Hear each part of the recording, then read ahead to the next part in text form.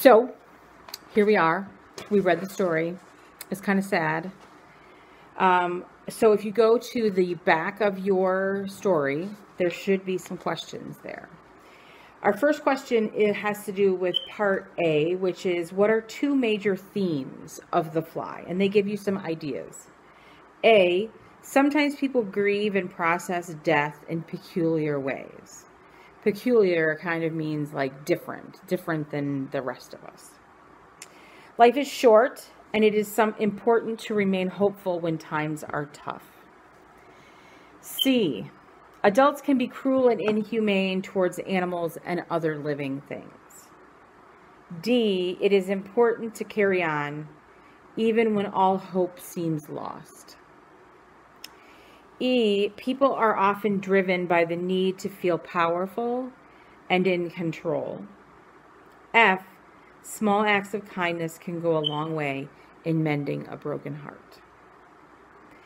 So with this question, you can use one of these as your central theme for your essay.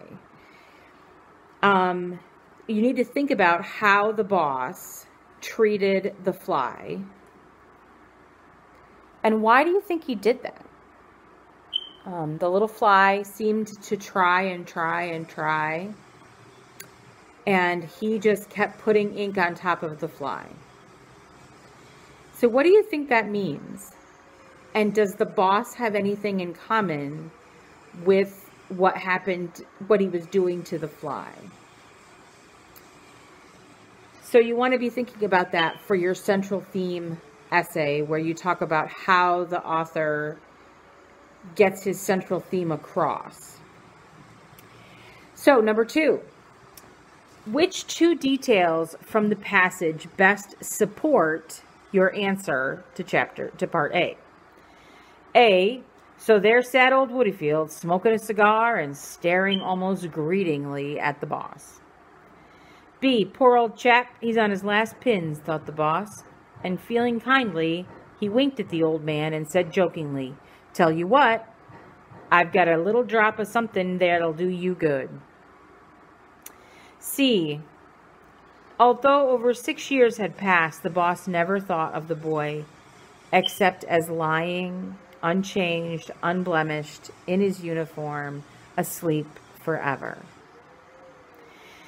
D, over and under went the leg along with a wing as the stone goes over and under the scythe. So a scythe is one of those great big knives that is on the end of a long pole, and farmers used it to chop wheat or to chop hay or to chop oats out in the field by hand. And when you're sharpening it, you sharpen it on a sharpening stone. And so much like you sharpen a knife, I mean, maybe none of you have ever done that, but if you sharpen a knife, you sharpen it on this stone and then under the stone to get the other side, one side and then the other side. And the fly did that too. He wiped off the one side of his wings, and then he wiped off the bottom side of his wings, and then he wiped off the top of his wings. So it was kind of a pattern, over and under, over and under, over and under. He did it. E, there was something timid and weak about its efforts now, and the boss decided that this time would be the last, as he dipped the pen deep into the ink pot. F, and while the old dog padded away, he fell to wondering what it was that he had been thinking about before. So one of those passages kind of shows how the major theme works. And where do you get that idea that the major theme is that thing? So number 3, how does the line, we cling to our last pleasures as the tree clings to its last leaves, in the paragraph 1, impact the message of the story? A, it's a reference to the boss and how deeply he mourns his son. It's a reference to alcohol and how people use it to cope. C, it's a reference to life and the way people hold on to it. Or D, it's a reference to greed and how we can lead to a man's downfall. clinging to that last piece of life like the last leaves in the fall. Part B. Which detail from the text best supports the answer for part A? A, I've got a little drop of something here that'll do you good before you go out into the cold again. B, and it's as neat as a garden, flowers growing on all the graves, nice broad paths. C, the horrible danger was over. It had escaped. It was ready for life again. Or D, all the same, there was something timid and weak about its efforts now, and the boss decided that this time would be the last. So in both of those questions, the first one set of them and the second set of them, you are making a claim, and then you have to find evidence from the text to support your claim. So in the first one, you're making what's the major theme, and then you have to support that claim with something from the text. So they're giving you some options to choose from, and you need to choose which one supports your idea that is the central idea, or that this is what it means when they talk about the leaves and the trees and stuff. Feel free to go back into the text and look for it. You don't have to not look at the text. You're always going to have text to look at. All right, number 5. How does Mr. Woodfield's diction, and that's how he talks, contribute to the reader's understanding of his character? A, he seems poor and uneducated. B, he seems pleasant and sympathetic. C, he seems distant and harsh. And D, he seems flaky and distracted, like your English teacher. So you have to decide about Mr. Woodfield and what he says. And in the very beginning, Mr. Woodfield says, "You're very snug in here." And then later he says, "I've had it, it's comfortable enough." And then sometimes he says,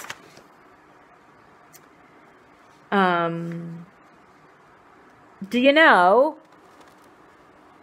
they won't let me touch it at home." So like, he talks in contractions. And I don't know if you think about what that means when someone talks in contractions, where they slur all their words together, or where they don't say did not, they say didn't, I didn't. So now, if once you've decided what that says about Mr. Woodfield, then you need to figure out how to back it up with something from the text. So they give you 4 options here. Which of the following quotations best supports the answer to part A? "It's snug in here, upon my word." B, "Now what was it? I had it in my mind when I started out this morning." That definitely supports the flaky and distracted one. C, "The girls were in Belgium last week having a look at poor Reggie's grave, and they happened to come across your boys." And D, "It's all as neat as a garden, flowers growing on all the graves, nice broad paths." All right, 7. What's the significance of the character being referred to as only the boss? What do you think about that? How come he didn't give him a name? He didn't say, he didn't tell him, he didn't give him a name. When he's pouring ink on the fly, he's doing something that, you know, like, we're big people and that's just a little fly. And he puts ink on the fly. And then just as the fly gets all cleaned off and is ready to, I'm going to launch, I'm going to go, fly around and get rid of the rest of this ink on my body, poof, he puts more ink on the fly. What role is he playing there that you might be familiar with? We think about being squashed like a bug, and that, sometimes we feel like we're the bug, right? And that some bigger, higher power has come along and squished us. 8. How does the parallel structure of the meaning? Now, parallel is like railroad tracks, right? Right next to each other. So this is over here and this is over here. And they are very similar and they're running alongside of one another. How does parallel structure of the meaning he wanted, he intended, he had arranged to weep affect its meaning? A, it shows that the boss plans everything. B, it illustrates the boss' strong desire to cry, but despite his struggle to. C, it reflects the boss's growing anger. Or D, it supports the idea that the boss has no emotions. So you got to pick one that's got two things going on there, because we want them to be parallel. How does Mr. Woodfield and the boss mourn their son's death differently? So there were some things that the boss did, and there were some things that Mr. Woodfield did. Mr. Woodfield's wife and daughters went to Belgium to see his grave. It seems that he must have died, he died in Belgium, which if this took place in England, he would have to cross the English Channel over to Europe. And if you know anything about geography, you know that England is an island. And so when Mr. Woodfield says, do you ever get across to see your son's grave? And the boss is like, no, I didn't go across. He means he didn't go over to Belgium, which is on the other side of France, to visit where he died over there. So, whereas Mr. Woodfield and his wife... Okay, sorry about that. So our last question, number 10, is what does the boss's treatment of the fly demonstrate about his character? A, still dealing with the crippling death of his son, the boss is toying with the fly's life, suggests that he has a strong desire to end his own life. He doesn't want to fight anymore. B, faced with the sense of powerlessness over his son's death, he is compelled to exert his power on that innocent fly and watch it struggle to survive. This explains why sometimes hurt people will go on to hurt other people. C, he does not appreciate the fly's struggle to live, demonstrating that he believes his son was weak by submitting to an early death.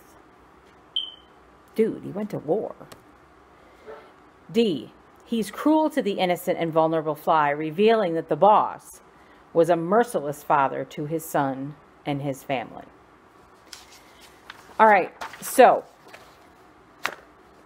your project on Monday was to read the story.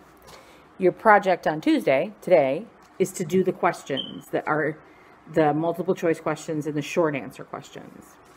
Tomorrow, your job is to do the discussion questions, and you only have to pick one of these. You don't have to do them all. You only have to pick one. So, number 1, why do you think the boss never went to see his son's grave? Number 2, is this a story about death, power, and powerlessness, or both? And explain your answer. 3, it has been said that people who have been bullied tend to become bullies to others. How is this related to the fly? 4, what is the relationship between feelings of victimization, it's a very big word, but it just means feeling like a victim, control, and power? Support your answer with evidence from your own experiences, the text and other works of art or literature. But I think your own experience, I'm sure you've seen plenty of people who play the victim and people who are actually a victim and people who don't have a lot of power, who try to get more power, and people who don't have a lot of power trying to control people who don't have any power. So you pick one of those and explain it. And I'm looking for more than one sentence. I'm looking for you to explain. You got plenty of time to think. You ought to be able to come up with something. So that's the excitement. You need to do your writing assignment on Thursday. That's your project on Thursday, is to write an essay. Now, this essay, if you read closely, you will see that this essay only needs to be 3 paragraphs long. Introduce your claim as to what is the central theme. Talk about what literary term or literary technique the author uses to get that across. And then that's your intro.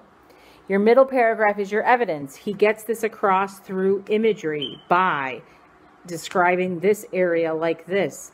In paragraph 7, he uses imagery to describe this in this way, and that's how he gets the central theme of this across. All that's explained in the letter that I wrote, that in the back, in the several pages there's pages about what is a central theme, where do you find it, how do you know. And a central theme is kind of it's like the moral of the story. So what is the author trying to tell us? By reading this story and by writing this story, what is the author trying to tell us about life, about people, about truths that are true in our lives, that are true for me as well as true for you, and true for who these characters that were in this story. And your last paragraph is your conclusion, where you just tell us what, you just talk about what you thought the central theme was and how you proved it with those particular literary devices, that literary device. You have to pick one literary device and you have to pick one theme, and the literary device needs to reveal the theme. So if you have any trouble, shoot me a question in the comments or shoot me a question on email. I try to be on my computer. All day I'm answering questions from students, so feel free to throw your question out there. We don't have the benefit of everybody's together, and so this person asks a question that was your question, but now that person asked it, and so you get your question answered without ever having to ask. You're going to have to ask. So I just encourage you to do that. I'd love to talk to you.